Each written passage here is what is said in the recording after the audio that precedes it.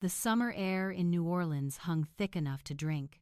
Heat dripped from the magnolia trees and gathered in the creases of whitewashed tombs, curling into the narrow pathways of St. Louis Cemetery, one like a living breath. By mid-morning the place should have been silent, as most graveyards are, but today it pulsed with restless life. People pressed shoulder to shoulder, their parasols colliding, their boots sinking into dust. They stood on tiptoe, craned their necks, whispered into gloved hands. They had come to witness the final journey of a woman whom legend had long outgrown. Marie Laveau was dead. Or so they were told. The crowd swelled until it spilled beyond the iron gates, Creoles in pressed linen coats, freedmen in Sunday suits worn thin at the cuffs, women with baskets of flowers, sailors with sweat on their brows, and even the curious from the French Quarter whose lace collars wilted in the heat. Some clutched rosaries, others clutched fear, all clutched questions.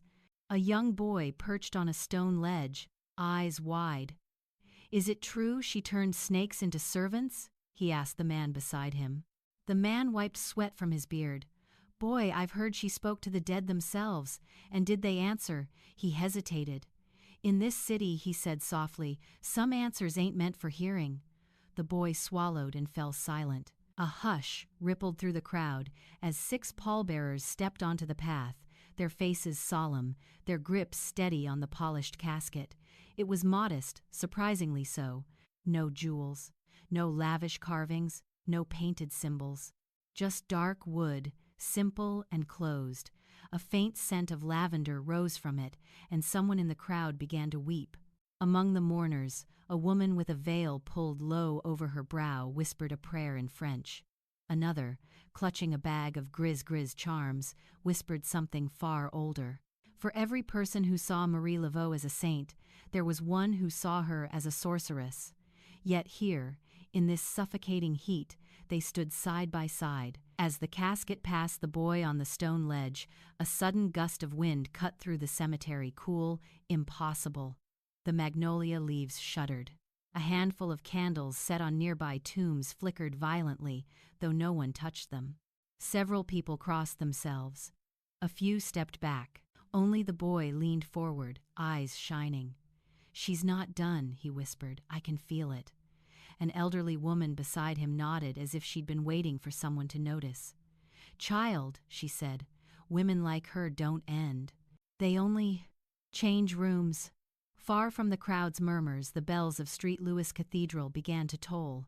Their notes rolled across the French Quarter low, steady, heavy with the weight of endings. But beneath that solemn rhythm came another sound, softer, more elusive, a rustling in the cracks of memory, a shiver of stories told and retold until fact and myth clasped hands. For even as Marie's casket neared its resting place, her life remained a tapestry half-woven, its threads tangled with rumor and shadow. People said she had lived 2 lives, one as a humble hairdresser, another as the Voodoo Queen of New Orleans. Some swore she healed the dying with a touch, others claimed she bent fate itself, still others insisted she moved unseen between worlds, carrying secrets neither priest nor spirit dared confront. But all stories begin somewhere, and hers began, as many great tales do, with a cry. Nearly 80 years earlier, though the exact year had been blurred by lost records and whispered contradictions, the bells of that same cathedral had rung over a very different New Orleans. It was a city of shifting tongues and loyalties. French echoed in market stalls, Spanish ink filled official ledgers, African rhythms pulsed in Congo Square, and American flags fluttered uncertainly after the Louisiana Purchase. In a small cottage on Anne Street, a newborn girl let out her first wail. Marguerite d'Arcantel, her mother, held the child with trembling arms. She had once been enslaved, then freed, her life shaped by laws that shifted as often as the river's tides. The baby's father, Charles Laveau, a man with whispered ties to a white politician, stood in the doorway, unsure whether to claim pride or caution. But the one who seemed to know exactly what the child was, and might become, was Catherine, the infant's grandmother. She leaned close, her dark eyes full of memory older than the city itself. Her hands were rough from years of forced labor, but gentle as she traced a cross on the baby's brow. "She will remember," Catherine murmured, as if speaking to spirits only she could hear. "Remember what?" Marguerite asked nervously. Catherine did not answer. She only smiled, a slow, knowing smile, and wrapped the child in a blanket smelling of herbs and wood smoke. This child, born at a crossroads of continents and faiths, would inherit both blessing and burden. Her name would be Marie. New Orleans grew around her like a living creature. She learned early that every corner held both danger and wonder. The narrow streets buzzed with gossip, carriages clattered over cobblestones, the Mississippi's breath dampened the air, and on Sundays, the pulse of Congo Square rose like thunder beneath the sun. Marie would stand at the edge of the gatherings, barely a girl but already observant beyond her years. She watched enslaved men and women dance with steps that echoed homelands stolen by chains. She watched free people of color, her people, walk a tightrope between privilege and peril. She watched merchants argue, priests bless, and whispers shift like heat haze. And all the while, Catherine whispered stories. Stories of ancestors whose names had been torn away but whose spirits refused to fade. Stories of women who healed the sick when doctors failed. Stories of prayers that mingled saints with serpents, rosaries with river mud. Marie listened. She always listened. She listened when the cathedral bells tolled through fog. She listened when Congo drums shook the air. She listened when her grandmother lit candles at dusk and muttered words no priest had ever taught. And as she listened, she learned. She learned that survival came not only from strength, but from knowing when to speak and when to remain silent. She learned that truth and rumor often danced together, indistinguishable. She learned that some doors should remain closed, and others could only be opened by those brave enough to knock. Back in the cemetery, the wind settled. The candles steadied. The pallbearers lowered the casket beside the crypt. A priest murmured Latin blessings, but many in the crowd whispered their own prayers, some Catholic, some older. A young woman stepped forward and placed a white flower on the casket. "She saved my sister," she whispered. A man behind her muttered, "She cursed my enemy." Another voice added, "She brought my son back to life." The priest hesitated.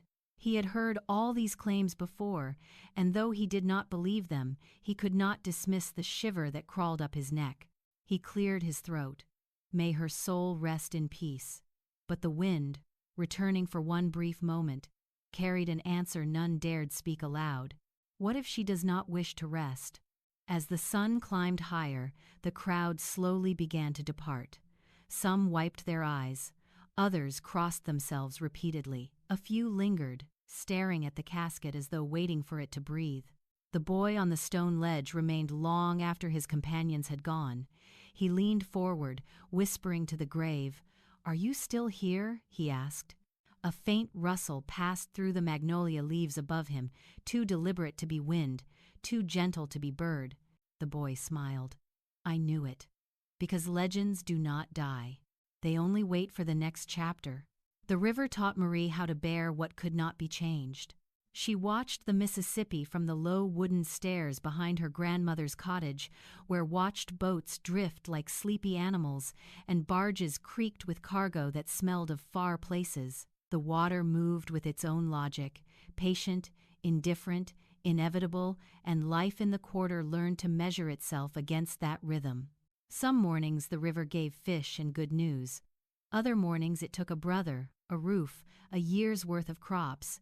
Marie learned to bend like the reeds at the bank, not because she was weak, but because refusal in that city was a sure path to ruin. Her grandmother, Catherine, had hands that knew the language of the world. They were the hands of someone who had been taken across an ocean and taught anew how to hold a life. Catherine had bought her freedom coin by coin, scraping together sewing, mending, and favors until a small plot of land and a narrow cottage were hers. That cottage was a brittle hymn of survival. Its plaster patched with old cloth, its hearth always lit, its shelves a ledger of remedies, jars of dried root, bundles of herbs, bent spoons and tiny bones stamped with old alphabets. When Catherine braided hair in the candlelight, she braided history into the strands. Marie would sit, head tilted, and watch the way the fingers moved. Precise, certain, as if arranging fate itself. Marguerite, Marie's mother, would hum a French lullaby, verses that smelled of bread and of loss. The lullaby stitched together small, ordinary things. A cup of tea, the mending of a torn sleeve, and under those stitches lay an unspoken lesson. You survived by attending to detail, by remembering who you were and where you came from. Marie's earliest memories were a chorus of rituals. Church bells in the morning, incense drifting from Street Louis as parishioners crossed themselves. Congo Square on Sundays, a different kind of liturgy, where drums spoke in tongues older than the cathedral, where men and women sang the names of countries they had left and the names of spirits they had kept in secret. In those two spaces, the hush of the pew, the thunder of the drum, Marie learned to hold contradiction inside her like a warm stone. She was small but keen-eyed. Where other children marveled at toys or sweets, she observed faces. She noticed the way a merchant's jaw tightened when he lied about weight, the way a widow's fingers trembled while telling a story. She listened to undertones. When women came to their house with their hair coiled on their heads like crowns, they spoke differently in Margaret's cramped parlor. Softer words, sly confessions, complaints that turned into barter and back into prayers. The hairdresser's chair was a confessional without a priest. Secrets slipped out with the dropping of combs and the steam of water. Marie sat and learned the currency of silence. When she was old enough to hold scissors, Catherine gave her a small, battered pair and a caution. "Listen before you cut," she said. "A good hand knows the shape of hair and the weight of speech. Both can change a life." Marie learned to be invisible in the right moments and seen when necessary. Her hands learned to make order out of tangles. She learned to shape not only hair but a person's face into the public story they wished to tell. The act of beautifying was also a kind of power, the power to instruct how a person would be received in market or mass, to give a widow a semblance of dignity that might buy her mercy at the courthouse. Yet the skill alone did not define her. It was the kindness behind the comb that built her reputation. She sat in the parlor until late, fingers moving in the rhythm of someone who understood both knots and sorrow. Women whispered of husbands' debts, of lovers, of letters hidden in drawers. Marie listened and kept the ledger in her head. People came to her not just for fashion, but because between the brushing and the curling, they felt held. Her chair became a place where practical magic happened, advice offered in a clip of ribbon, a charm sewn into a hem, a whispered name tucked beneath a pillow. Beyond the parlor, the world's pressures gathered. Laws shifted like the river's sandbars. After the Louisiana Purchase, the city felt for a time like two cities laid one atop the other, Creole ways resisting, cajoling, and making do with an incoming Anglo order that wanted to straighten edges and set new rules. For free people of color, this meant the ground would never be entirely firm. Freedom was a weight as much as a blessing. It demanded vigilance. Catherine taught Marie to measure her luck by how cautiously it was carried. Love arrived for Marie with a softness that disguised its fragility. Jacques Perret was not a grand man of deeds, just a carpenter with steady hands and the kind of smile that smelled like beeswax and sawdust. He had the bluntness of someone who measured life in boards and joints. They married at Street Louis, a ceremony small and honest and lit by the same bells that had welcomed Marie into the world. For a while, domestic life wrapped around her like a warm, ordinary blanket. Children were born, and with them the heavy, contradictory chorus of hope and fear. Sometimes the ledger of parish registers recorded baptisms. Sometimes it did not. The truth of those early years is blurred. Some children lived, some vanished, and in a city where records slipped through hands like wet paper, stories and facts intermingled until they could no longer be separated. Then came the disappearance. A paper record erased, a name blotted out like a spilled ink. Jacques was gone. Whether dead or vanished into some other life, no one could be certain. The young widow kept the title Madame Perret, acting more like armor than grief. In Creole society, a widow could be afforded a certain grave autonomy, a recognition that offered both protection and exposure. She learned how to carry the weight of the title with measured dignity. The loss hardened and opened her at once. She was not a poor thing to be pitied. She was a woman with a household to run and a skill to offer. Years settled like dust. She continued to braid hair, to taste the weight of secrets against her thumb. In the quiet between clients, she tended her small altar where saints and old spirits met on equal footing. She lit a candle to Saint Mary and left an offering to the Voodoo spirits of her ancestors. She practiced remedies learned from Catherine: teas for fevers, poultices for pain, a whisper for a soul too heavy for sleep. There was no contradiction in it. For Marie, faith was layered rather than divided. It contained Latin prayers and drum calls, a rosary and a rattle. Each filled a different hole in the world. Stories of her power spread slowly at first, then with the momentum of an impossible tide. It began with a neighbor healed of a fever after a visit from Marie. It grew with the whispered tale of a husband restrained from violence by a charm placed beneath a threshold. It hardened into a rumor when a rival's business failed, and those who suffered the loss claimed she had cursed the owner's accounts. Some accused her of dabbling in things dark, while many more simply thanked her until their gratitude braided into reverence. Her home became a gathering place in quiet hours. The poor came for poultices and a kind word. The devout came for prayers and a rosary. The curious came, and some came with coins they preferred to call offerings. She posted bail for those who could not pay and visited the cells at odd hours with a satchel of bread, a prayer, and a bruise of herbs tucked into linen. The jailers came to recognize her tread. The sick learned to expect her hands above their heads.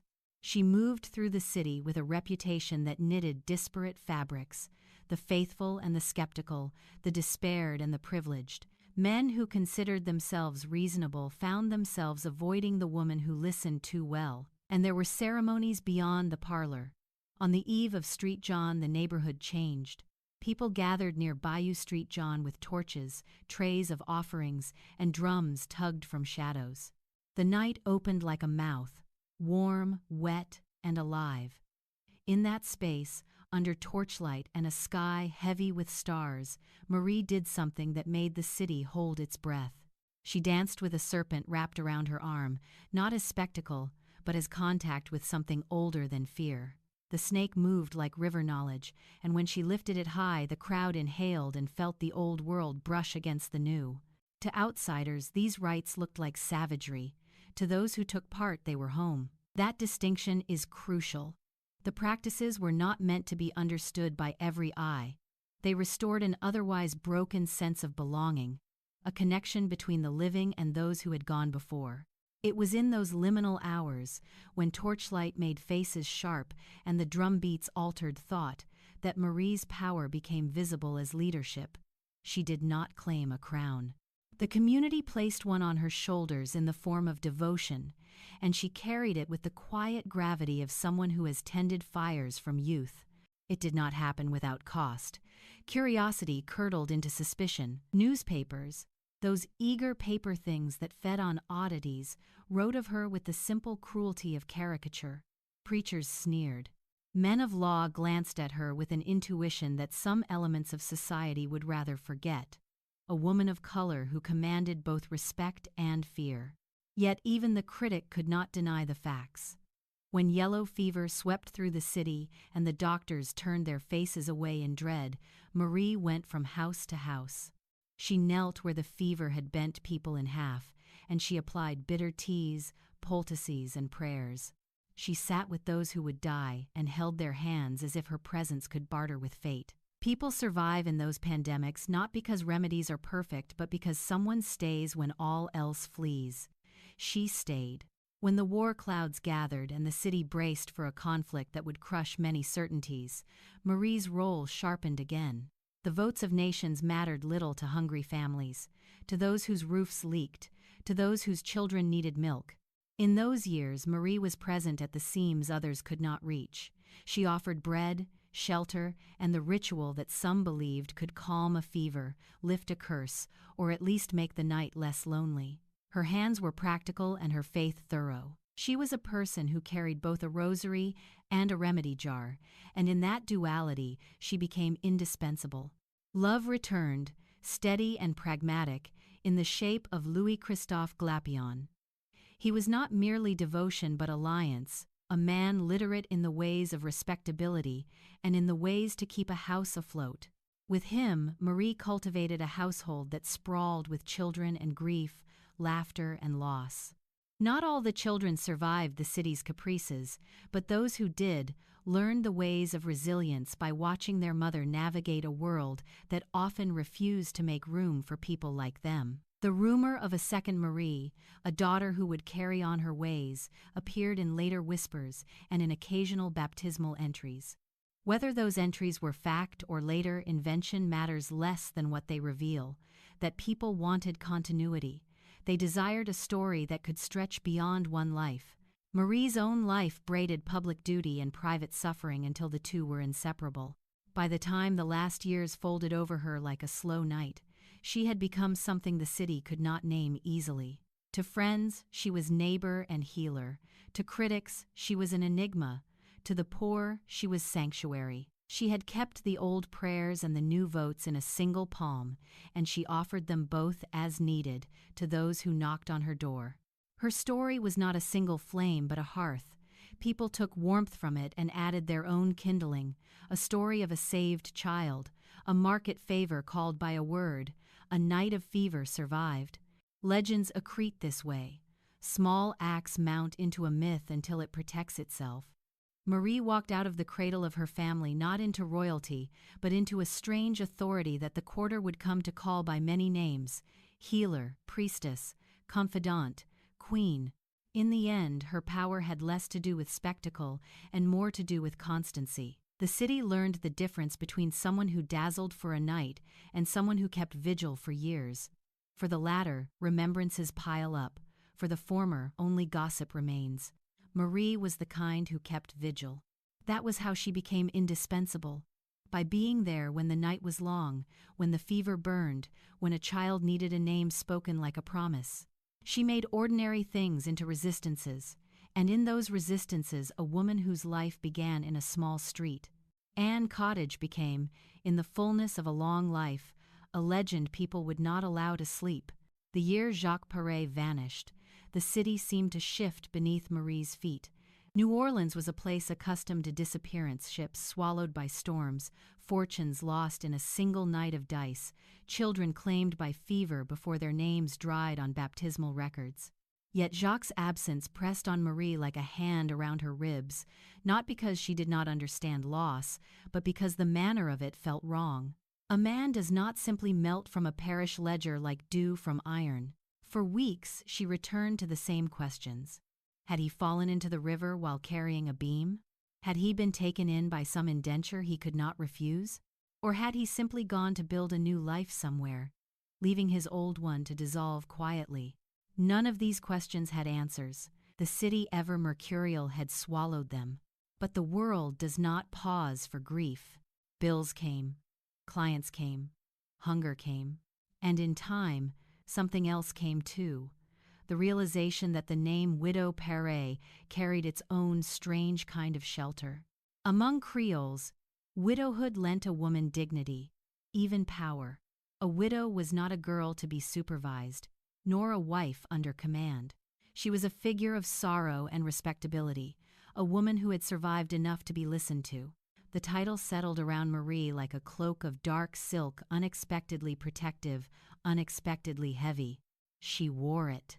Her days resumed their slow, inexorable rhythm. At dawn she swept the parlor, the bristles of her broom whispering through the quiet rooms. She tied her apron and opened the shutters to let the humid air press into the house.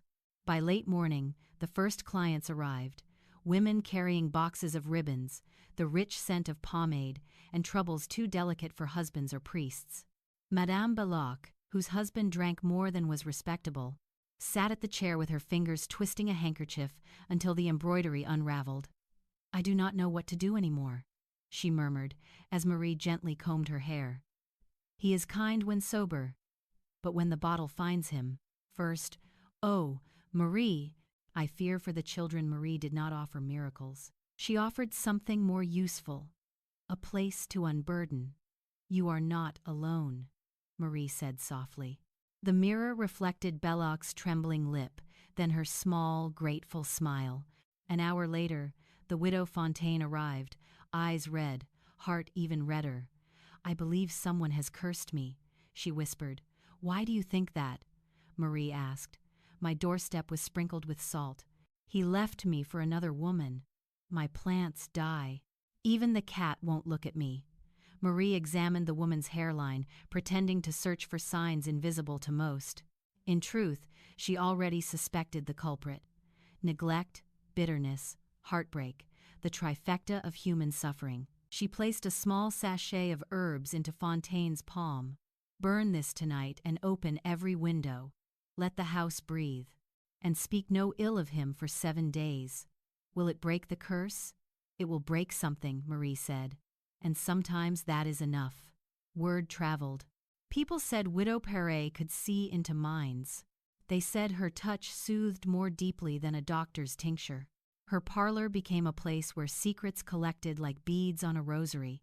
But in the evening, when the last woman left and the chairs were overturned to cool, Marie retreated to her small bedroom where the candlelight trembled over the portrait of her grandmother. She knelt and whispered prayers, some from her catechism, others from older memories. "Guide me," she murmured into her palms. "Let me do no harm. Let me carry what others cannot." The saint statues on her dresser sat beside a small clay bowl filled with river stones. Contradictions, like everything else, lived comfortably in her home. In the 2nd year of her widowhood, a new presence entered her life, unexpected, quiet, and firm as a hand on her shoulder. Louis Christophe Glapion.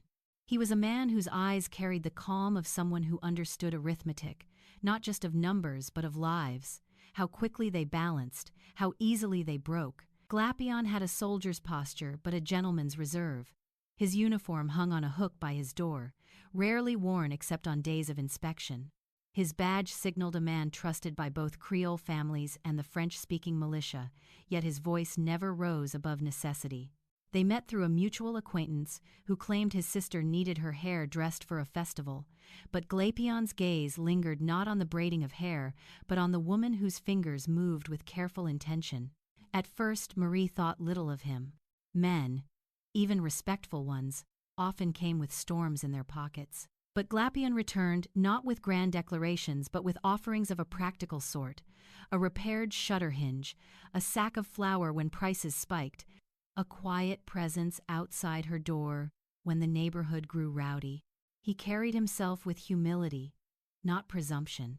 One evening he brought her a small box of candies from a French market. "Why these?" she asked. Amused, because the vendor said they were sweet but not foolishly so, he replied, "Like someone I know." She laughed for the first time in months. The laughter startled her. It felt like a crack of sunlight in a closed room. Glapion became part of her household, the way rain becomes part of the garden slowly, then inevitably. He read to her youngest children. He mended fences. He kept watch during storms. Their companionship deepened, not with fire, but with embers that glowed steadily. New Orleans whispered about them, of course. But the whispers softened as years went by, folding into respect. They were not husband and wife by the law's measure. Laws for people of color were written with too many locks, but by every measure that mattered, they shared a life. Marie's reputation also grew in ways she could not have planned. She began assisting with births, administering remedies, and praying over the dying. She walked into neighborhoods the wealthy dared not enter and shared bread with those the city had abandoned. No matter how late the hour, no matter how deep the fever, the knock on her door was answered. Some swore she healed a dying child with only a touch. Others said she bent judges to her will with a single glance. Stories multiplied as naturally as vines on the riverbank. Marie ignored most of them. She focused on the living. But power, once tasted by a city, becomes its own currency. Women arrived, requesting help with unfaithful husbands. Men came seeking advantage in business. A few dared ask her to cast misfortune on enemies. Marie refused anything that felt like poison, yet rumors did not care for truth. Whispers arose. She could summon spirits. She could curse fields. She could read sins in the curl of a stranger's hair. She tried to let the whispers pass like river wind, but New Orleans was listening more intently than ever. It was during those years, the middle years, the balancing years, that Marie stepped fully into her role, not just as a widow, not just as a healer, but as a conduit between the physical and the unseen. At Congo Square, during Sunday gatherings, people began turning to her not with curiosity but with expectation. They waited for her nod before beginning dances. They quieted when she approached. When a drumbeat faltered, men looked to her as if asking permission for the next rhythm. She never asked for this authority. It unfolded beneath her feet. One evening, as twilight bruised the sky, a young woman approached her trembling. "Maman Marie," she whispered, "a title no one had used before. I am with child, but the father will not claim me. The priest says it is my punishment." Marie touched the woman's cheek. "No child is punishment." The woman wept, relief breaking like a fever. And from that moment on, more voices called her Maman Marie, a name half prayer, half trust. A name that meant you guide us when the world forgets us. Yet for all the reverence, for all the unspoken devotion, danger remained a thin veil away. Not everyone approved of her influence. Not everyone felt comforted by her prayers. Some feared her, some envied her, and a few wanted her gone entirely. In a parlor at the edge of the quarter, wealthy men sat around cigar smoke, muttering, "She meddles in affairs above her station. She gathers crowds. Crowds become movements. She is a threat if allowed to continue." Across the city, clergy worried she was blurring the lines of faith too well, too comfortably making saints and spirits share the same altar. But Marie did not know any of these conversations. Her days were filled with living people, not their suspicions. What she did know was this: the more people came to her, the heavier the hidden burdens became. And soon the shadows of her growing reputation would stretch far beyond Street and Street. Because legends do not rise quietly. They rise the way storms do, felt first as a change in air, a shift in light, a murmur from deep water. Marie's storm was coming, and the city, though it did not yet understand, was already preparing to kneel before it. The night New Orleans first whispered that Marie Laveau was more than a healer began like any other. Thick heat pressing against wooden shutters, lanterns sputtering in the quarter, and the distant throb of drums rising from Congo Square like a second heartbeat beneath the city. Marie sat at her small altar, a single beeswax candle trembling before a statue of the Virgin Mary. At the statue's base lay offerings not found in any catechism: a small bowl of river stones, a sprig of rue, a feather from a gray heron. To outsiders, the mixture was confusing. To Marie, it was harmony. In her house, saints and spirits spoke the same language of mercy. She pressed her palms together, whispering a prayer for the sick woman she had visited earlier that day. Fever had hollowed the woman's eyes, and her husband had stood helpless in the doorway, unable to do more than wring his hat. The woman's breaths were uneven, but Marie sensed something beneath the sickness: fear. Yes, but also a desire to hold on. "Let her find rest tonight," Marie murmured, "either in healing or in peace." She rose, smoothing her dress, when a knock sounded at the door. Not frantic, not timid. A deliberate summons. Marie opened it to find old Josephine, a matriarch of the Congo Square community, whose spine had bent with age, but whose voice remained sharp as river reeds. "Maman Marie," Josephine rasped, breathing heavily, "they be waiting for you tonight. Spirits restless, people unsettled. We need your hand to calm the air." Marie hesitated. She had not intended to go that night. Too many obligations had weighed on her. But Josephine's eyes told her the need was real. "I'll come," Marie said. "Give me a moment." She took her shawl and followed Josephine into the thickening dusk. Congo Square stirred long before Marie arrived. Candles encircled the clearing, and families huddled near baskets of fruit, bottles of rum, and small offerings wrapped in cloth. The drums beat in a rhythm that threaded through blood and memory. When Marie stepped into the open space, a hush fell. Even the drums paused. She did not expect silence. She did not welcome it, but she understood it. The crowd parted. Children stared. Elders nodded with relief. Strangers watched with curiosity edged by awe. Marie approached the center, where a tall wooden staff, carved with symbols from distant shores, had been planted into the earth. "What troubles you?" she asked softly. A man stepped forward, clutching his cap and shaking hands. "My daughter's been taken by nightmares," he said. "She wakes screaming, says a voice calls her from the river." Marie touched his shoulder.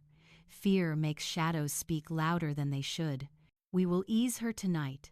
A murmur of gratitude spread. She turned then, expecting the drums to resume, but instead the crowd shifted with a rippling movement. A woven basket was being carried forward. Inside it, coils glimmered. Marie smiled faintly. "Ah, you brought him." The lid lifted. A serpent emerged, large, pale as river mist, its scales shimmering beneath torchlight. The snake lifted its head, tongue flicking as though tasting her presence. To the terrified, it was a demon. To the reverent, a companion. To Marie, a symbol of renewal and protection, an ancient echo from her grandmother's teachings. She extended her arm without fear. The serpent slid up her wrist, wrapping itself around her with deliberate grace until its body rested across her shoulders like a gleaming stole. Gasps scattered through the square. Some stepped back, some knelt.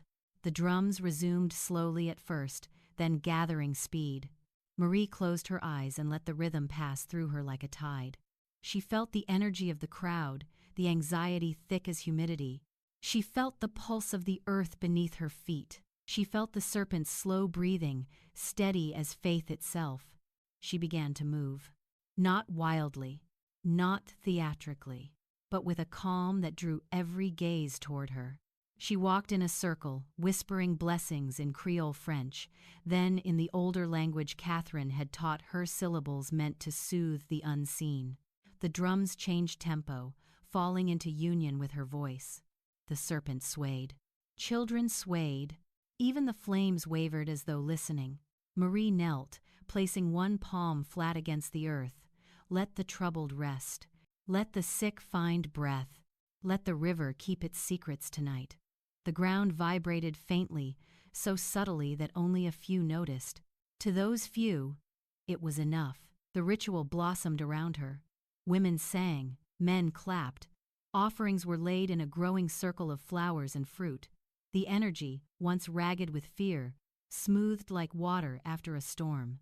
By the time Marie stood again, people were smiling through their tears. A little girl pushed forward timidly and offered Marie a small wooden charm shaped like a star. "For you," she whispered, "so you never get lost." Marie bent and kissed the child's forehead. "Thank you, mon petit ange." The crowd applauded softly. Not for spectacle, for gratitude, for relief. For the belief, real or imagined, that Marie had pushed back something dark that night. But New Orleans was a city of many ears, not all of them kind. On the edge of the square, two men in tailored coats watched the scene with jaws clenched. "This is getting out of hand," one muttered. "People listen to her more than the priests worse," the other said. Gripping his cane, they obey her. They exchanged a look. Before the night was over, they would carry tales to the authorities, embellishing details until fear sharpened into threat. But inside Congo Square, Marie did not yet know she had acquired new enemies. She only knew she was tired. After the ceremony, the serpent was returned to its basket, offerings were shared, families dispersed into the humid night with spirits lighter than when they'd arrived. As Marie walked home, Glapion appeared silently beside her, as he often did. "You helped them tonight," he said quietly. "They helped themselves," Marie replied. He shook his head. "You underestimate your influence." She gave him a weary smile. "You overestimate it." "Do I?" he asked, stepping closer. People follow certainty, and you carry certainty the way others carry breath. Marie paused at the gate of her house. Certainty is a dangerous gift, so is silence, Glapion said. His hand brushed hers brief, grounding. She let him hold her gaze. You are becoming something they will not be able to ignore, he said. Marie exhaled, long and slow. I never wanted a crown. Crowns often find those who do not seek them. Inside her home, the air felt still. Marie sat again at her altar, this time lighting both a candle for the Virgin and a second for Papa Legba, the spirit who guarded Crossroads. 2 worlds, 2 faiths, 2 histories braided into one life. She whispered into the candle's halo, "Guide me. Let me hold both light and shadow without losing myself." Outside, the city exhaled. Somewhere far off, a young woman slept peacefully for the first time in weeks. A man found courage to put away his bottle. An elder felt her fever break with the dawn. And beneath all of it, beneath the prayers, beneath the rituals, beneath the whispering magnolia trees, something in New Orleans shifted. A line had been crossed. Unseen, but permanent. Tonight, Marie had not just healed. She had led. And the city, watchful, hungry, volatile, had begun to crown her in its own way. Not with jewels, not with rights, but with belief. Belief that would lift her higher than she ever expected. Belief that would one day put hundreds at her funeral gates. Belief powerful enough to become prophecy. Yet even as she extinguished the candles, Marie felt a chill run along her spine, subtle but real. A whisper of intuition.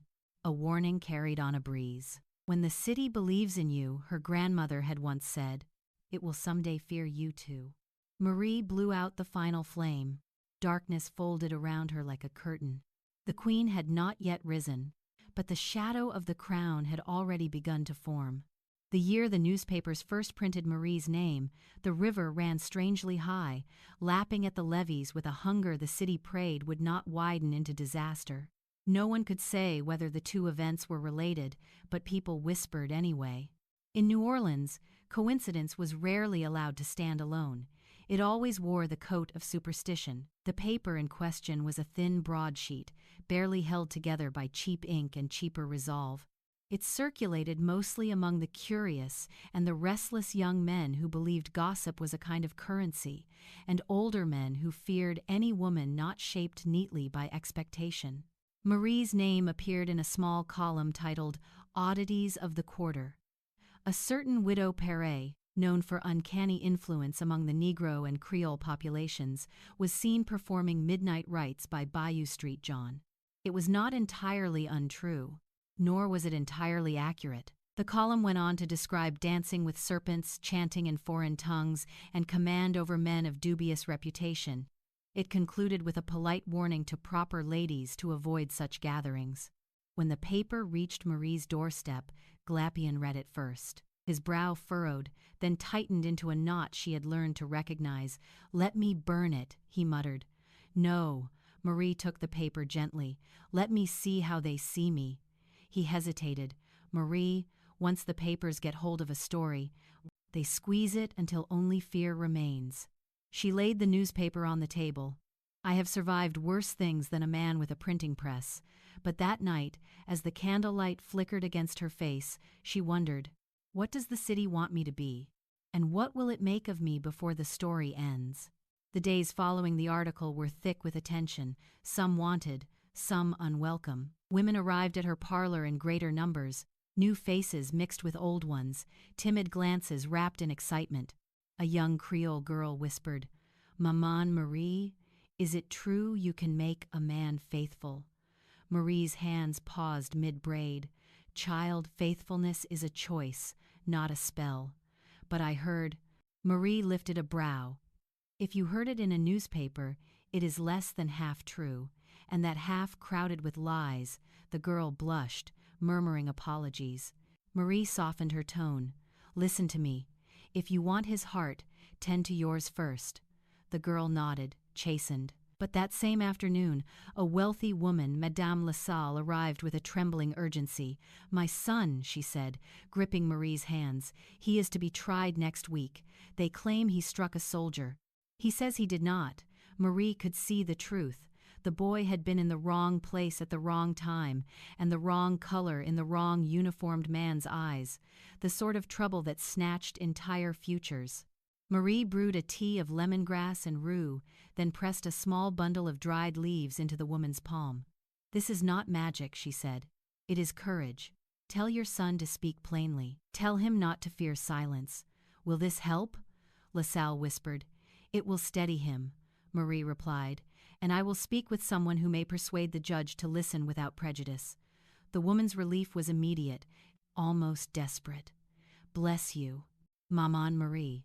But blessings were not the point. Influence was.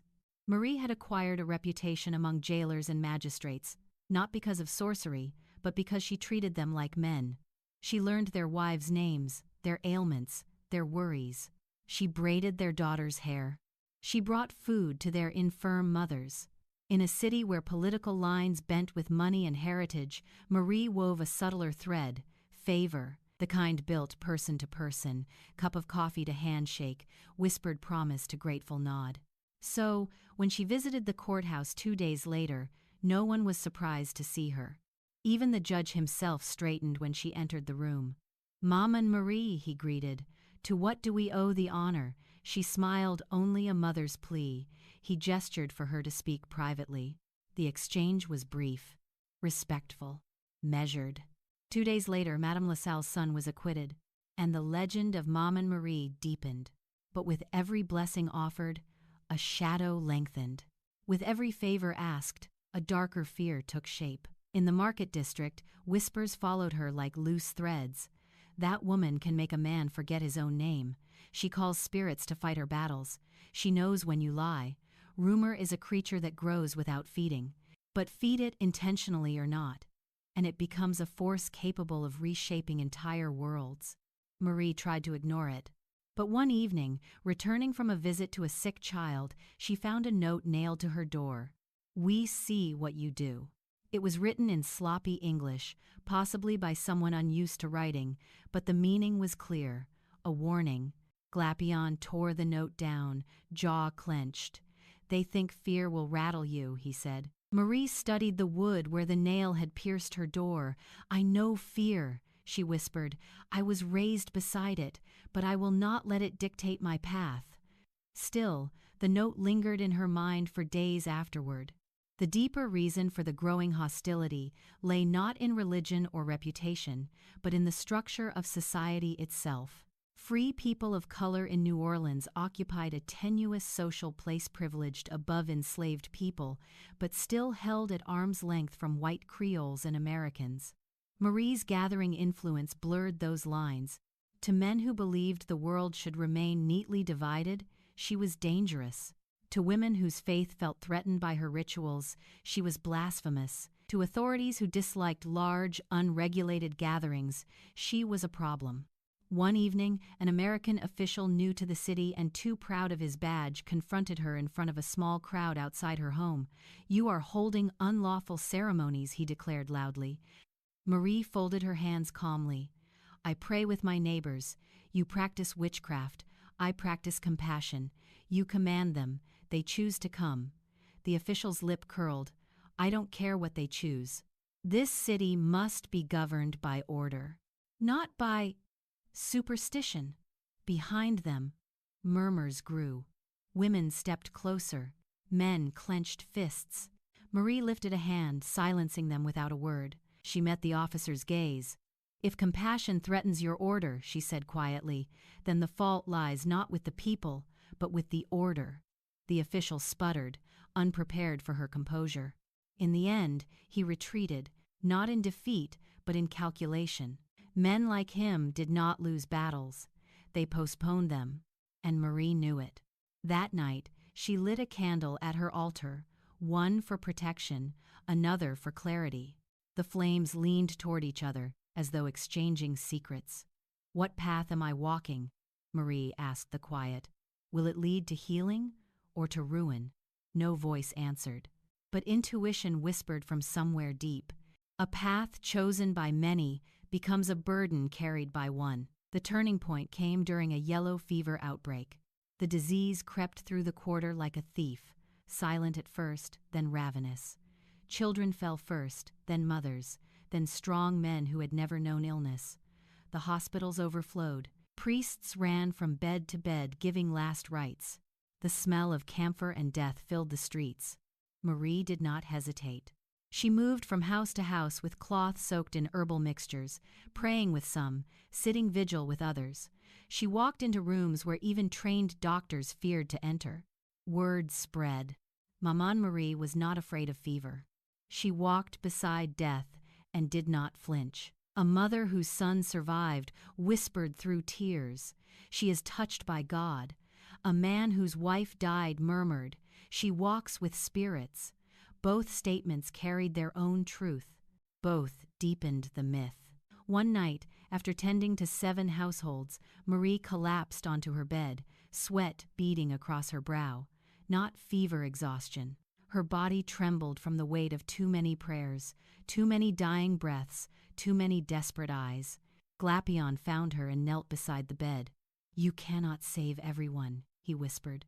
"No," she agreed, voice breaking. "But I must try." He held her hand, weaving his fingers through hers. "You carry more than anyone should," he murmured. "I carry what they cannot," she said, "and I will continue." Her voice was tender, but iron lay beneath the tenderness. Glapion kissed her hand. That night, love felt like both blessing and curse, something that strengthened her even as it tethered her heart more vulnerably to the city's fate. In the fever's aftermath, as survivors staggered back into the light, the city began to speak of Marie in a different toneless rumor, more reverence. A young boy pointed her out in the market. "That's her," he whispered, "the woman who fought the fever." A priest lit a candle for her after hearing how many she'd comforted. Even some officials nodded respectfully when she passed. Yet reverence is a double-edged blade. Because reverence can become dependence. Dependence can become expectation. And expectation, when unmet, becomes fear. Marie felt this shift like tremors beneath her feet. The city was watching her, measuring her, placing her on a pedestal she had not asked to climb. And somewhere in the shadows, behind church doors, behind courthouse columns, behind shutters that never opened fully, men whispered that no one should have this much influence. They whispered of laws to control gatherings, of a need to monitor ceremonies, of a woman whose name was spoken too often. Marie sensed the danger rising, but she did not yet understand how deeply New Orleans would come to rely on her, or how bitterly it would one day mourn her, or how fiercely it would cling to the belief that death could not truly claim the Queen of New Orleans. The summer solstice pressed against New Orleans like a living creature, its breath heavy with heat and possibility. The city always felt strange in June, dreamlike, swollen, expectant, but the eve of Street John was something else entirely. Old women whispered that on this night the boundary between the living and the spirit world thinned like worn linen.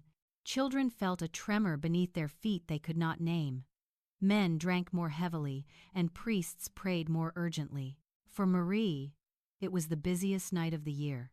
Early in the morning, she began preparing, brewing teas, bundling herbs, knotting ribbons of red, white, and blue.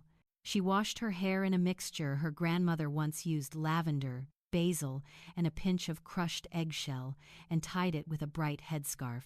By noon, her home smelled of sage and wood smoke. By dusk, it hummed with footsteps. Neighbors arrived first, bearing offerings wrapped in cloth: flowers, a bottle of rum, a handful of coins, a chicken feather, a slice of cake for good luck, a heart-shaped charm carved from driftwood. "Bless you, Maman Marie," one woman whispered, kissing her hand. "Bless your home," Marie replied. Then others came. People she did not know, but who knew her. People from neighborhoods that never crossed paths, except tonight. By twilight, the procession had formed hundreds, moving toward Bayou Street John like a single slow river. Marie walked at the front, Glapion beside her. Torches cast their faces in gold, and the sound of distant drums threaded through the humid air. The bayou glimmered ahead, dark and reflective as polished obsidian. "Are you ready?" Glapion asked quietly. Marie exhaled, steady and certain. "I was born ready for this," he smiled. "No, you were made ready by the city." She glanced at him, warmed by the comment, though she did not show it. The bayou was alive. Candles floated on wooden plates along the water. Some drifted in clusters, some spun lazily in circles. People lined the banks with baskets of fruit, jars filled with fireflies, and coins wrapped in linen. The night smelled of mint, cinnamon, sweat, and river mud. Children pointed excitedly. Strangers murmured in awe. The air vibrated with anticipation. In the center of it all stood a tall pole wrapped in vines and ribbons, the ceremonial axis, the point between worlds. Beneath it lay a small chest of offerings and, on a cushion of moss, a woven basket. Inside the basket, the serpent waited. Marie approached. The murmurs quieted. Even the crickets felt the shift in air. She opened the basket slowly. The serpent emerged, scales glistening like wet pearls. It lifted its head toward her, tongue flicking in recognition. Some said snakes did not possess familiarity, some said they had no affection. But the bond between Marie and the serpent defied those rules. It moved toward her, as though drawn by a tide deeper than instinct. Marie lifted it gently, letting its weight drape across her shoulders. Gasps rippled through the crowd like wind across water. A woman crossed herself. Another whispered, "She is chosen." A man murmured, "She is dangerous." All three were correct. Marie faced the crowd. "My people," she said softly, her voice cutting through the humid dark like a blade of moonlight. "Tonight we honor the life within us, the spirits around us, and the ancestors who guide us." She lifted her hands tonight. Nothing separates earth and heaven. A drumbeat struck low, resonant. Then another. Soon the entire bayou echoed with layered rhythms, some steady, some syncopated, all older than the city itself. People swayed, at first hesitantly, then with abandon. Children clapped. Women spun in circles. Men stomped feet in time with the drums. Marie stepped into the open space and began to move. Her dance was not frenzy, it was precision given shape. Her gestures were prayers. Her steps were invocations. The serpent curled around her arm, its body gleaming in candlelight. She danced in slow spirals at first, then faster, her skirts sweeping the ground.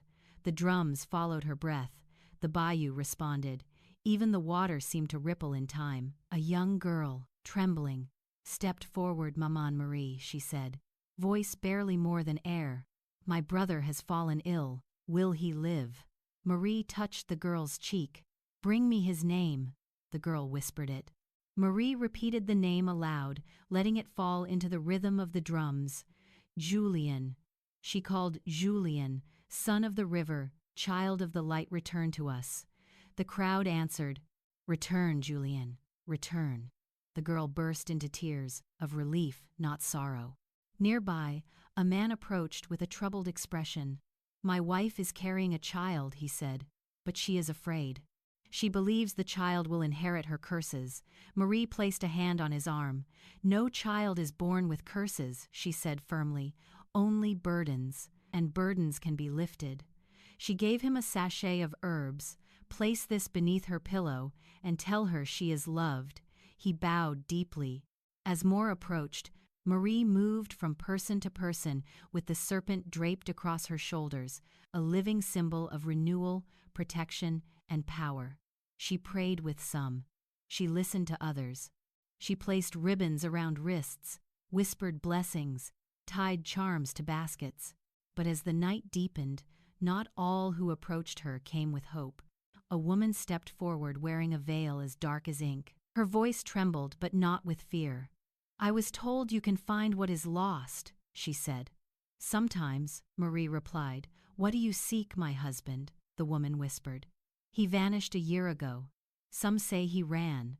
Some say he was taken." The crowd listened. The drums softened. Even the serpent stilled. Marie took the woman's hands, closed her eyes, and let intuition speak. "He left," she said gently, of his own will. The woman's breath shattered. Marie gripped her firmly. "But you will not walk alone. You will find a life beyond him." The woman collapsed into Marie's arms, sobbing. Marie held her until the trembling faded. Behind them, Glapion watched with both admiration and worry. "Your kindness," he murmured, "is the very thing that will either save you or destroy you." Near midnight, a priest appeared at the edge of the crowd. Father Antoine, a man divided between disapproval and fascination. He approached cautiously, perhaps expecting resistance, but the crowd did not part defensively. They respected him, as they respected Marie. "Good evening, Father," Marie said, turning toward him with the serpent still draped over her. "You draw many souls here," he said quietly. "I guide them," she replied. "As you do." He considered this. "You walk a narrow path." "Marie, all holy paths are narrow," Father Antoine sighed. "People are beginning to worship you." Marie's expression softened. "They worship God. They seek comfort. I give them what my hands can offer. Be careful that they do not make you more than a woman." She smiled faintly. "Father, the city has already done that." The priest lowered his head, troubled. Yet he left without condemnation. As the night neared its end, the energy in the bayou thickened. The drums grew slower, heavier, as though marking the end of a rite rather than its beginning. Marie walked to the water's edge and raised both hands. "Ancestors," she called, "we thank you for your presence. We honor your memory. We ask your blessing upon our city." A wind stirred across the bayou, cool, impossible, rippling through hair, skirts, torches. The crowd inhaled sharply. Marie lowered her hands. The wind faded. The ceremony was over, but its consequences were only beginning. As the last of the candles burned low, Glapion approached her. "You changed something tonight," he said softly. "Something changes every night," Marie replied. "No," he insisted. "Tonight, more eyes saw you than ever before. The city is listening to you. More than listening, they're trusting you with parts of themselves they share with no one else." Marie looked at the dying candlelit water. "Trust is a gift," she whispered, "and a weapon." Glapion reached for her hand, and power, he added always, draws the wrong kind of attention. Marie squeezed his fingers. "Yes," she said, "I know." She did not tell him that throughout the night she had felt eyes on her, cold eyes, resentful eyes.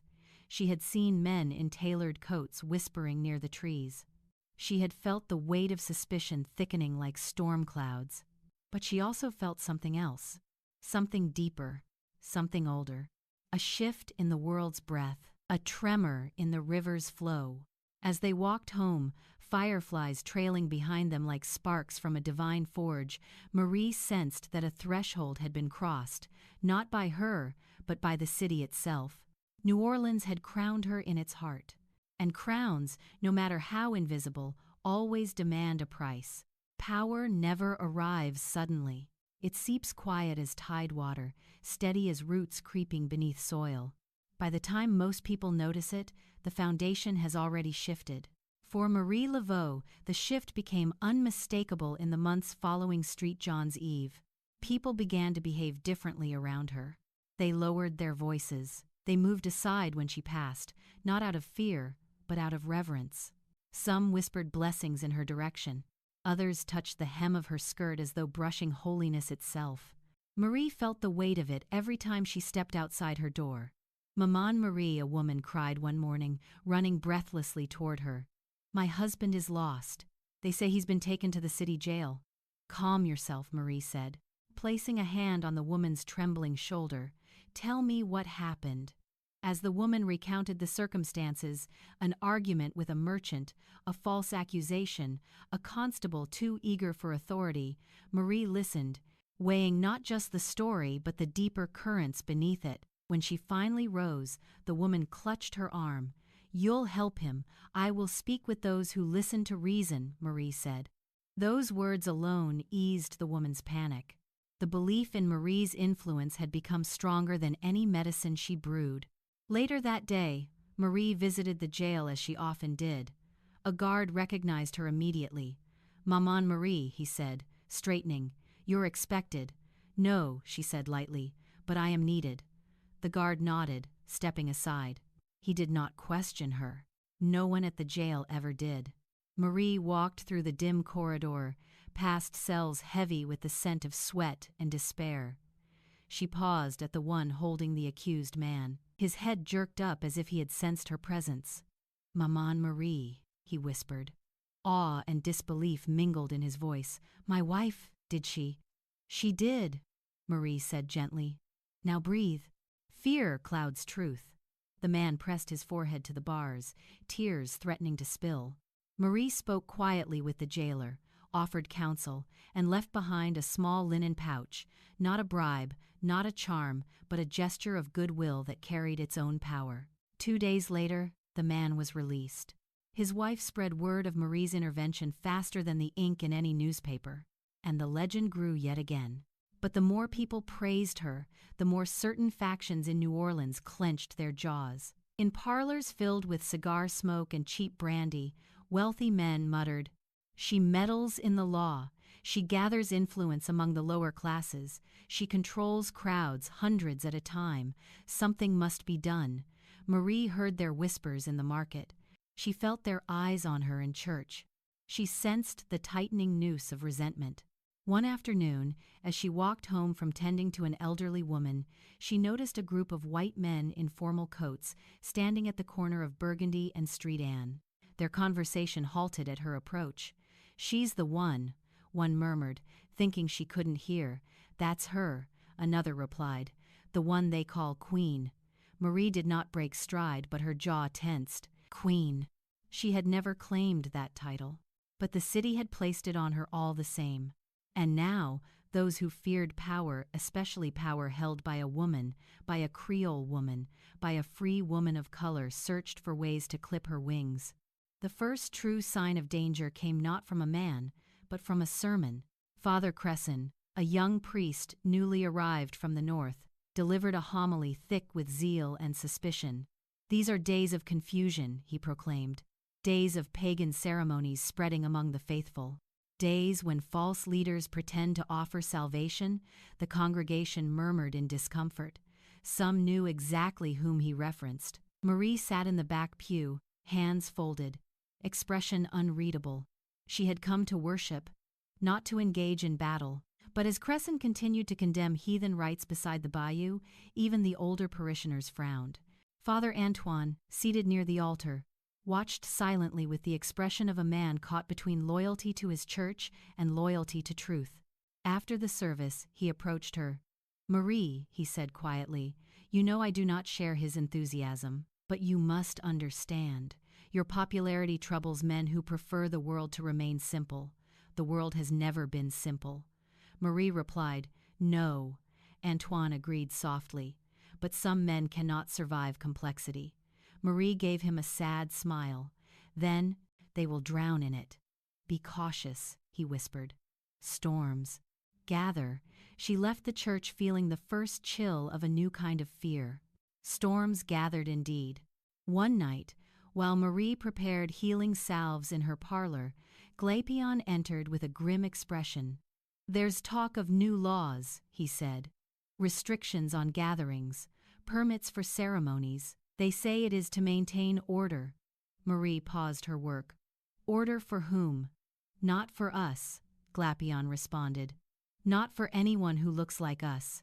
He sat beside her, taking her hand. "They're afraid of your influence." "I influence through kindness," Marie said softly. "Through service." Glapion shook his head. "That's what frightens them most." She exhaled, staring at the flickering candle on her altar.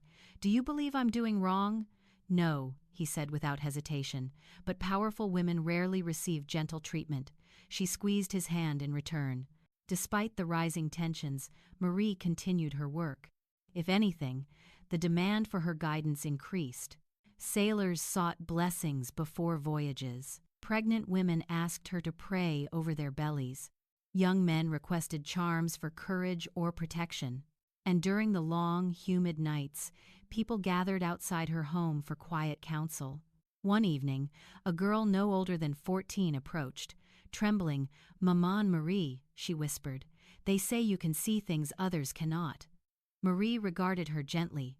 "What worries you, child?" "I think my mother is dying." Marie nodded. Rising, "Take me to her." The girl led her through narrow streets to a dim cottage where a woman lay sweating, breaths shallow, pulse frantic. Marie knelt at her side. "It is a fever," she said softly, "but not beyond healing."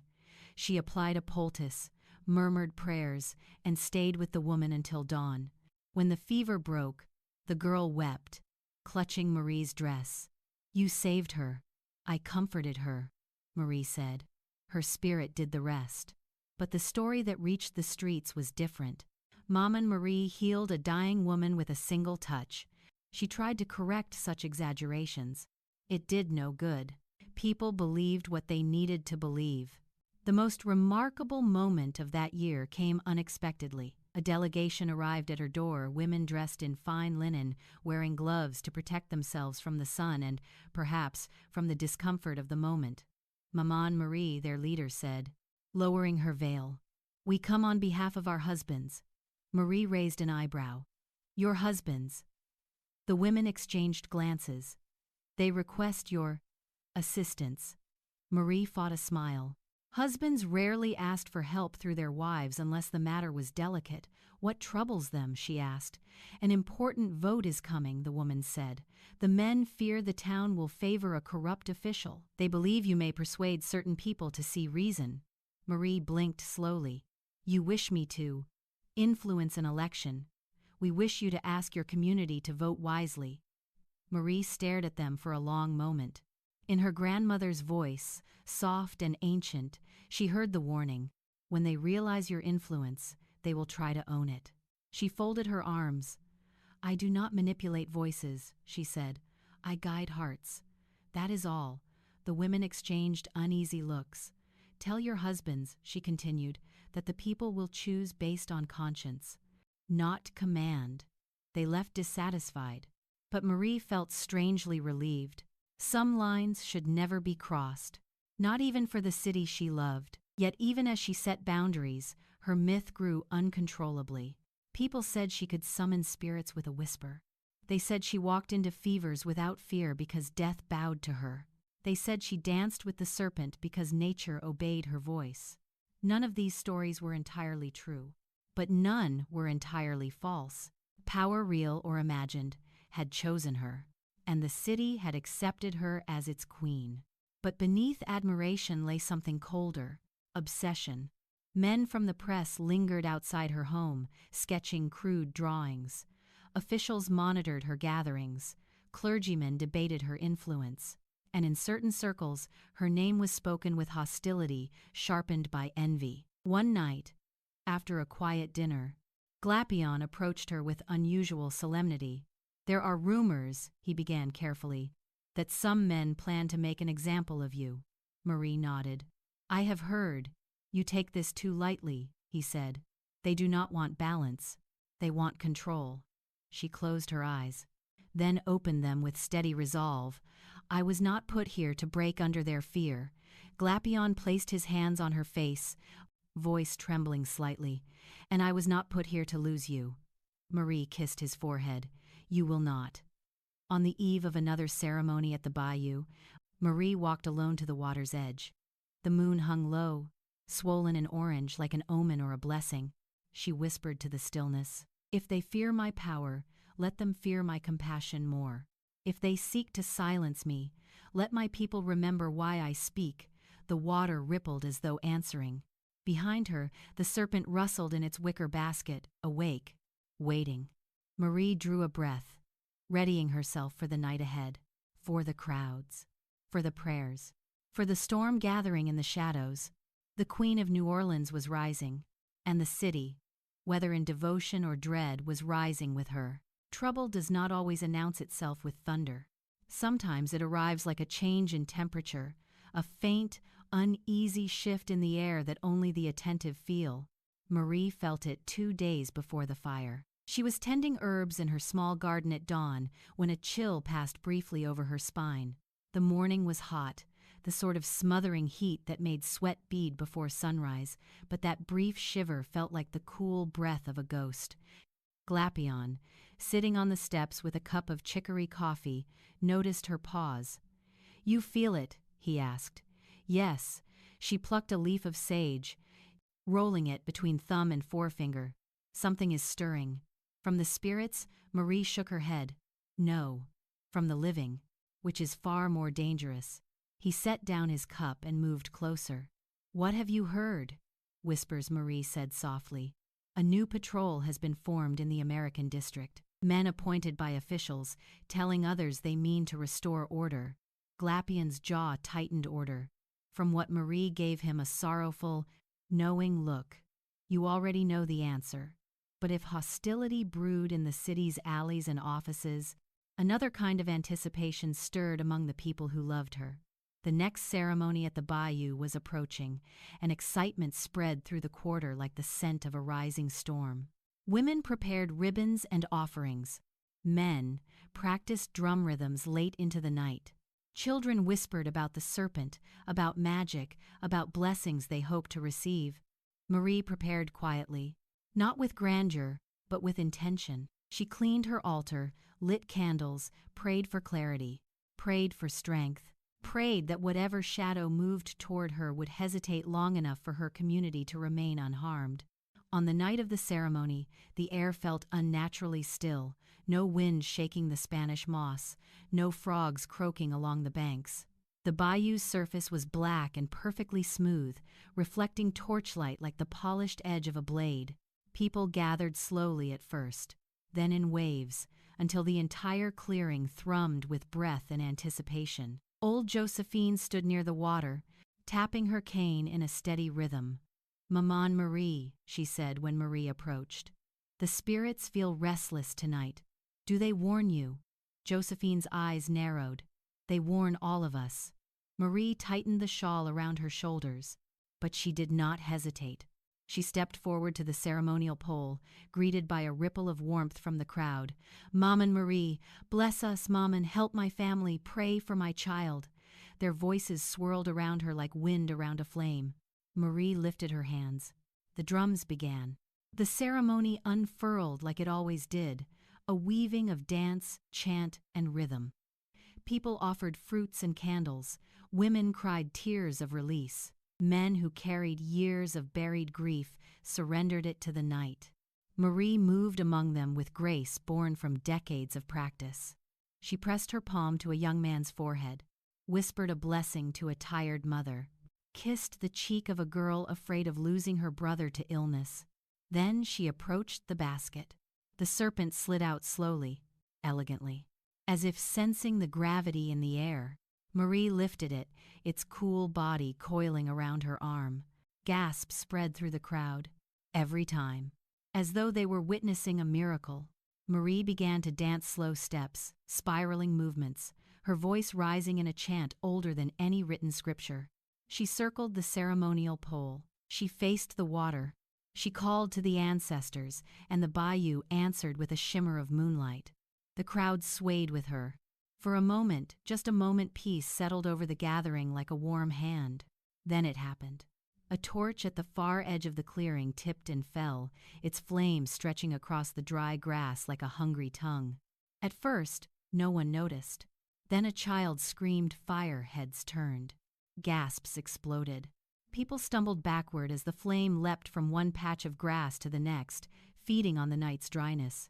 Marie snapped her head toward the blaze. But something felt wrong. It was too fast, too deliberate.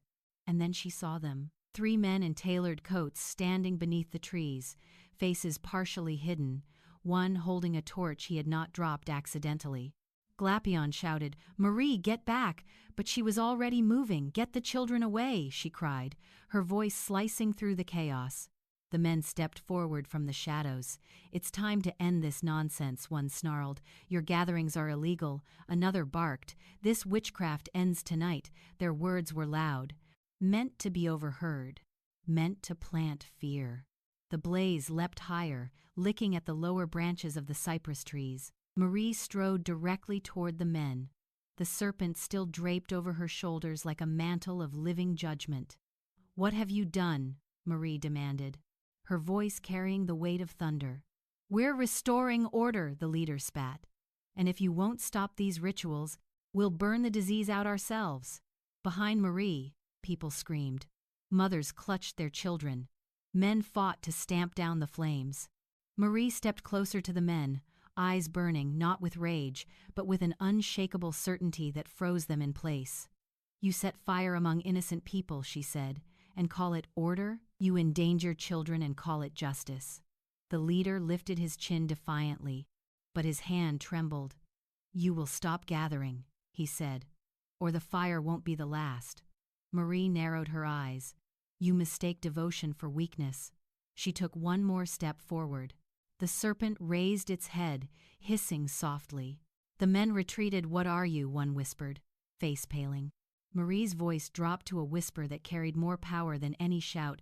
"I am a woman protecting her people, and I fear nothing you bring." The men turned and fled into the trees.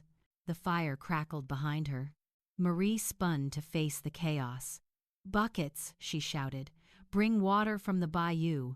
Men and women surged into motion. Children formed lines, passing bowls, jugs, anything that could hold water. The flames roared, but the community roared louder. Marie directed them with commanding clarity. "You clear a path. You wet the ground here. You move the sick and elders." The serpent tightened around her arm, steadying her, its presence oddly grounding amid the panic. After 20 desperate minutes, the fire finally sputtered and died, leaving charred grass and smoke curling into the night sky. The bayou fell silent, oppressively silent. Then someone whispered, "Mom and Marie saved us." Another voice, "She stood between us and fire." Another, "She faced those men without fear." And then the murmurs grew. "Queen, our queen, the queen protected us." Marie closed her eyes, heart pounding. This was not a title she wanted, but the city had already given it to her. She turned to her people. "Go home," she said gently. "Look after one another. The danger tonight is over, but others may come." Old Josephine hobbled toward her, placing a trembling hand on Marie's arm. "Child," she whispered, "those men didn't come for your people." "They came for you, I know," Marie said quietly. Josephine nodded. "And they will come again." Marie looked out across the smoldering clearing, her eyes reflecting the dying embers. "Then let them come," she said. "I do not walk alone." Behind her, hundreds of candles floated on the bayou, unextinguished. Hundreds of hearts beat with renewed faith. Hundreds of voices whispered her name like a prayer. And somewhere in the shadowed tree line, unseen eyes watched, eyes full of hatred, planning. Marie stepped forward, feeling the weight of the serpent, the weight of expectation, the weight of danger. The queen had risen, and war, quiet, political, spiritual, had begun. The morning after the fire, New Orleans awoke like a city that had lost an argument with itself. Smoke hung in the alleys as if it could not decide whether to stay or go. Ash dusted windowsills. Voices in the market moved beneath their usual volume, as though everyone had mislaid the right keys to speak aloud. People who had been at the bayou the night before met one another at stalls and nodded, a new gravity in their gestures. They had seen what they had seen, a woman standing between flame and child, a serpent coiled like a promise over her shoulder. They had seen men run from their own cruelty. They had felt, in a way that could not be argued against, how a community could become a shield when one of its own refused to break. But the men who had struck the match did not vanish into the city's forgetfulness. They licked their wounds and sharpened their plans. When threatened, power makes schemers of cowards.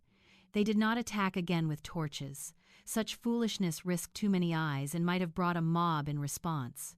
Instead, they chose a quieter blade. Law, record, rumor. They would make their example of Marie not in flames, but in a paper trail, in arrests, in the slow grind of courts and clerks and forms that could suffocate a woman with patience. The first strike came a week later. An elderly midwife named Sabine I, who had offered sharp-eyed help to births for 30 years, was taken in the night. No one saw the men who came. They crept with the practiced silence of officials. The next morning, a notice tacked to the courthouse door accused her of practicing unlawful remedies and participating in pagan worship. It was an elegant phrase meant to prove nothing and to accuse everything. Word ran like water. Marie stood at Sabine's door when the cavalry arrived, hands steady, voice low but fierce. She did not shout. She did not plead in the way petitioners were expected to plead. Instead, she spoke with the certainty of someone who had buried enough kin to know the cost of noise. Sabine healed more than hurled charms.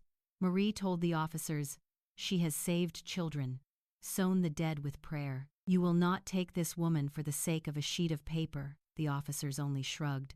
They were instruments, not poets. Order was their language. They left with their warrant, a small triumph of ink. At the jail, Sabine sat on a wooden bench, hands folded, as if waiting for a storm to pass. The cell smelled of stale bread and sorrow. Marie sat beside her and touched her fingers, an anchor in the dark. "They fear what they do not understand," Marie said simply. "And yet they use the law as if it were a sword." Her voice was not bitter. She had learned to be precise with her anger. "We will fight this in the daylight," they did. Men and women who owed Sabine or who had been touched by her kindness gathered petitions, signatures, small wrapped offerings to present to the magistrate. Children reheated stories of miraculous recoveries. A baker delivered a warm loaf to the registrar. The case should have been small, buried under the weight of 100 other petty causes. But the men in the tailored coats had influence. They had friends whose wives were members of committees, whose brothers owned presses, whose names carried weight in drawing rooms. They whispered confidentiality until enough dots had been connected to form a picture that would hang in public opinion.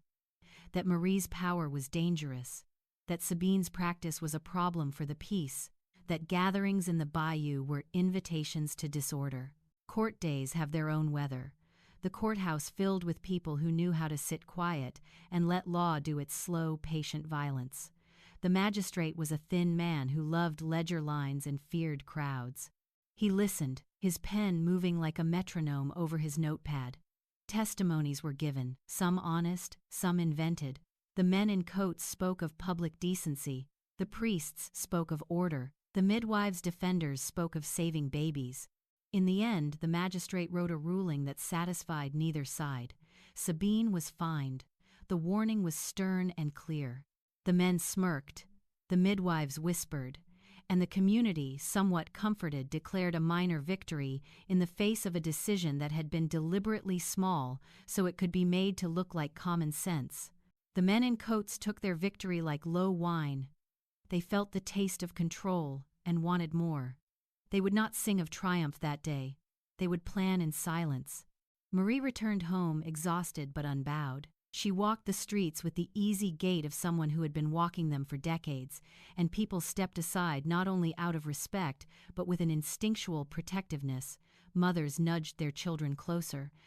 Shopkeepers met her eyes and relayed small news: who had safely made it past the fever, who had taken shelter, who had left the city for a season. She accepted both sympathy and gossip with the same graciousness. There is a peculiar power in being gentle while storms are planned against you. People remember kindness when the world turns cruel. She took up the routine of her life with new intensity: parlor visits, poultices, prayers. She trained younger women to braid hair and to read herbs, teaching them what 2 generations of women had passed down. In these small acts she found the one surety that was not at the mercy of courts or pamphlets: the slow multiplication of skills. The young women who learned from her would, in time, learn to protect their neighbors in the ways that mattered: practical, unglamorous, resilient. One of those young women was Marie's own daughter, a slight girl with eyes like the river at dusk. People had begun to whisper about Marie II, Some say she was trained by her mother, some say she simply absorbed the lessons of watching. Marie herself had no time for vanity. She saw in the girl what every parent sees, a continuation of labor, of love. She began to teach the girl a private language, the names of plants that smell like rain, the signs that someone's breath is nearing its last, the way a heartbeat hides itself behind a tear. Yet while Marie taught and loved, the quiet war escalated. The men in coats now spread more than rumor. They financed pamphlets printed cheaply and distributed like bread at the docks, leaflets that called her a charlatan and her gatherings a threat to social order. A caricature of her appeared in a paper, exaggerated features and a serpent draped in mockery. Those who had not been to the bayou read and hissed in the safety of second-hand outrage. Rumor is an animal that eats itself. The more it is fed, the more grotesque it grows. Soon the stories grew teeth. Claims that Marie had been seen at night in places where she had no reason to be, that children who had attended her ceremonies woke with strange knowledge, that men who owed her money died of sudden illnesses. Facts and fantasies braided into a rope meant to strangle. At night she found letters slotted under her door, anonymous, threatening. "Stop," one reads simply. "We will not tolerate your influence." Another, more ornate, threatened public disgrace for her and for those who associated with her. People who had briefly sat in her chair, shopkeepers, mid-level magistrates, even a clergyman now and then, trembled when they saw the paper in her hands. They would say they feared for her, but some feared their own connection being printed on the page, their names tied to the wrong side of an argument. And yet, for every paper shoved under a door, another neighbor brought apples. For every accusation, another child was given a chance at life. It was a stubbornly human balance, cruelty and care at a hand's breadth from one another. Then came the arrest that mattered. One gray morning, the chill of an early rain had not yet lifted when a group of officials arrived at Glapion and Marie's door. They carried a warrant with the magistrate's seal, a careful document that listed violations in language chosen for its impression of righteousness. This was no petty fine. This was a serious charge, public indecency and incitement to disorder. The warrant named specific gatherings, named specific ceremonies, and named the attendees by their familiar place in the parish. It was designed not merely to punish, but to terrorize. Neighbors stood at the thresholds as the officers moved through the parlor, noting details with bureaucratic interest. Glapion stepped forward without hesitation. His calm had a soldier's firmness. "You will not take her," he said. "We are ordered to ensure public safety," the lead officer replied. "Please cooperate, sir." The reading of the statute had the dry, careful cadence of someone believing that civility redeems coercion. Marie listened without emotion, her hands folded, eyes steady. In her face there was neither shock nor fear, only a quiet calculation, as if she were counting the cost of each moment. Glapion was released on the scene. The officers moved toward Marie. "Is this necessary?" a neighbor demanded. Her voice trembled. "It is a matter of law," the officer recited, "and law must be applied evenly." They led Marie to a carriage. The crowd parted, some in horror, some in resignation. Children peered from behind skirts. As the carriage rolled away, Glapion ran alongside, pounding on the side like a man trying to beat time into a stopped clock. He stopped when the carriage turned the corner, hands resting on his knees, breath ragged. He had failed, for the first time, to be the shield he had been. The silence that followed was not emptiness, but the compression before impact. At the jail, the cell was not cruel. It was small and efficient, a concrete room where sentences are written long before judgment. The jailer, a man with many years in the position and few sentimentalities, opened the door with a practiced motion. He had been kind once to Marie. Perhaps he had been touched by her charity, or perhaps he feared the wrong kind of attention. Now he looked at her with a neutrality that felt harsher than hatred. "You can have visitors for a short while," he said, as if stating an easy mercy. Glapion arrived like a storm, breathless and defiant. "We will not let this stand," he declared, voice echoing against the stone. "We will hire counsel. We'll petition. We'll—" Marie raised a hand. Do what you must, she said, but do it without noise. Noise helps them. Glapion stared at her, bewildered. Marie, the city took you in the night. They've put a warrant on your gatherings. Then we will use the daylight, she replied. This is what they long for. Fear. They light torches because they want to watch us burn. Outside, word of the arrest spread with the speed of lit rumor. Where the men in coats thought they had acted with decisive quiet, they had instead opened a new theater. People gathered at the doors in groups of 2 and 3. They whispered plans, decided to attend the magistrate, to gather signatures, to bring bread to the jailer. A woman who had been healed by a poultice organized a committee of women to petition the court. Teenagers who had seen their mothers comforted wrote letters. A baker refused to sell his loaf to the officer who had signed the warrant. They discovered something dangerous to the men in coats. The more they tried to isolate Marie, the more they made their method visible. The law is most effective when its machinery is hidden. When it parades itself in public, it gives courtesy to the angry. In the court, the proceedings began with the businesslike cruelty of a man reading price lists. Witnesses were called. Some lied, some spoke truths. The men in coats bristled with righteous indignation. The press set up outside with their cameras and cheap engravings.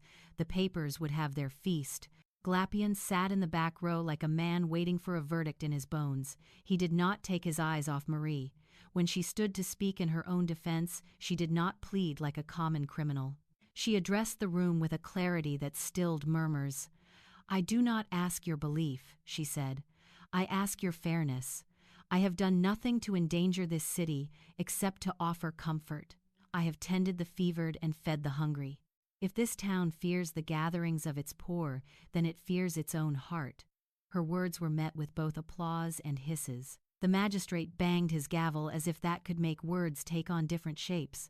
In the end, the ruling was as calculated as it had been before. She was fined again. The gatherings would be curtailed to certain places with permits, and a public order would be written requiring supervision. Sabine's release was conditional upon her renunciation of certain practices. It was a small thing that meant everything.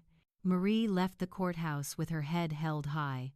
She had not been crushed yet, but the fine print of the law had a patient cruelty that does not show up in a single day's drama. It happens in repeated stipulations.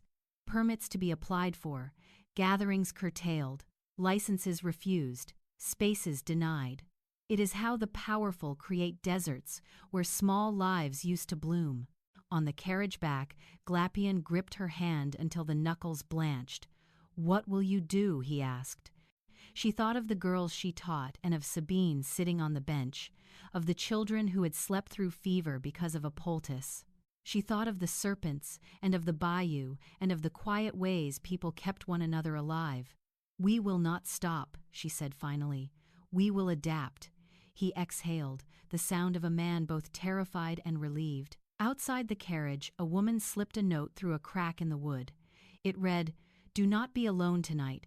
We are with you. Marie folded the paper and held it in her palm like a benediction. In the shadowed streets, names were being noted, alliances counted, one ledger after another kept, some honest, some lying, all forming the map of what was to come. The quiet razor had been set in motion. Its edge would glide slowly, methodically, until either the community's patience broke or the city learned to live by other measures.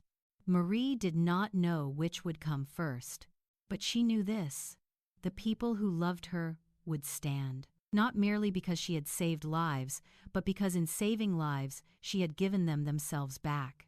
And when a town reclaims its heart, laws look thin beside the weight of human hands. The years that followed the quiet razor were not peaceful, nor were they wholly cruel. They unfolded the way old river water moves slow on the surface, treacherous beneath, carrying silt from storms long gone. Marie walked those years with the same measured grace she had carried through youth, motherhood, riots, gatherings, arrests, and rumor. Her influence, though regulated by law, only wove itself deeper into the city's hidden fabric. People came discreetly now. Some waited until the moon was high. Some entered through the back garden. Some left offerings tucked into her fence coins, flowers, infant shoes, ribbons tied in knots of hope. Even those who feared her still sought her. There is a peculiar human truth. Fear does not prevent dependency. Sometimes it cultivates it. Marie did not seek to reclaim Street John's Eve in its old grandeur. She adapted. She held smaller rights. She taught other women to lead their own circles. Power shared is power transformed. And though some said she was weakening, stepping back, bowing at last to the order of the men who governed ink and ordnance, the truth was quieter, subtler. Marie was shaping something that would outlive her. Her daughter watched all of this, the adjustments, the compromises, the quiet endurance. She learned when to speak and when to allow silence to do the speaking. People began, in whispers, to call the girl Petite Marie, Marie the Younger, the second star of Street Anne. A seed had been planted. As Marie aged, the city around her shifted again. New roads, new merchants, new laws. America expanded its grip on the South. The old French families clutched their heritage more tightly. The enslaved population grew under brutality, and the free people of color navigated a world tightening around them. Marie saw all of this with eyes sharpened by experience. She could no longer walk as swiftly as before. Her hands, though steady, bore the ache of decades of labor. Her voice remained clear, but now carried a softness shaped by age. Some evenings she sat in her rocking chair, watching distant street lamps flicker like candles held for passing spirits. Glapion sat with her, older too, the bronze of his youth mellowed into something dignified.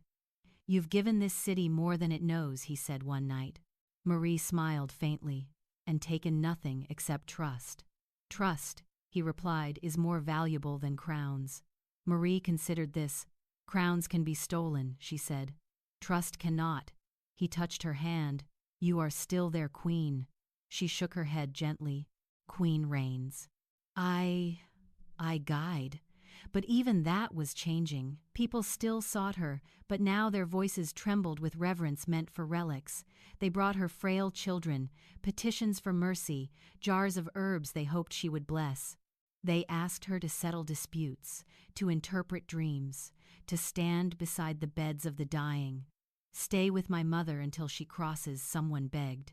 "Pray that my daughter finds strength," another pleaded. Marie did what she always had. She listened. She comforted. She spoke truth when truth could heal, and silence when silence could protect. But the city had already begun to make of her something more than mortal, an idea, a story, a walking legend. People believed she could see things no human eye could, that she could command paths between worlds, that she had bargained with angels or spirits or ancestors. Marie never denied such tales, but she never confirmed them either. Let myths grow where they must. Then, without ceremony, age arrived, not as illness, not as tragedy, but as a slow softening of breath, a gentle dimming of strength. One morning, she did not rise at dawn as she always did. Glapion found her still sleeping, peaceful, her chest rising and falling in a rhythm as delicate as a lullaby. "Rest," he whispered. "You have earned it." But rest, once begun, deepened quickly. By summer, she walked less. By autumn, she rarely left her bed. By winter, she spoke only when needed. The community came in waves. They brought soup, quilts, prayers, tears. Children who had once run barefoot to her door now came as young adults, trembling with gratitude she could not fully receive. Old Josephine, nearly 90 herself, leaned over Marie's bed and whispered, "Child, you carried more than your share." Marie smiled faintly, "And still I am here." "Not for long," Josephine said gently. Marie's eyes drifted to her daughter, who stood near the window with candles lit. "The work will continue," Marie murmured. Marie II nodded, tears glistening. "It will," she whispered, "I swear it." Outside, rain began to fall, soft, warm, like a baptism. The night Marie passed was quiet. No storm marked it. No omen split the sky. The air was still, the river calm. Glapion held her hand as her breathing slowed. He whispered stories from their youth. He recited prayers she loved. He pressed his forehead to hers with a tenderness no crowd would ever see. "My queen," he whispered. Her last breath left her like a sigh carried on a soft wind. And in that moment, something happened that no witness could explain. Every candle in the house flickered. Not extinguished, but bowed. As though acknowledging her departure. Marie I, Maman Marie, the Queen of New Orleans, was gone. The funeral stirred the city into movement like a tide pulled by a distant moon. People lined the streets in such numbers that some said no public procession had ever drawn such crowds. Men removed their hats as the casket passed. Women sobbed openly. Children held hands.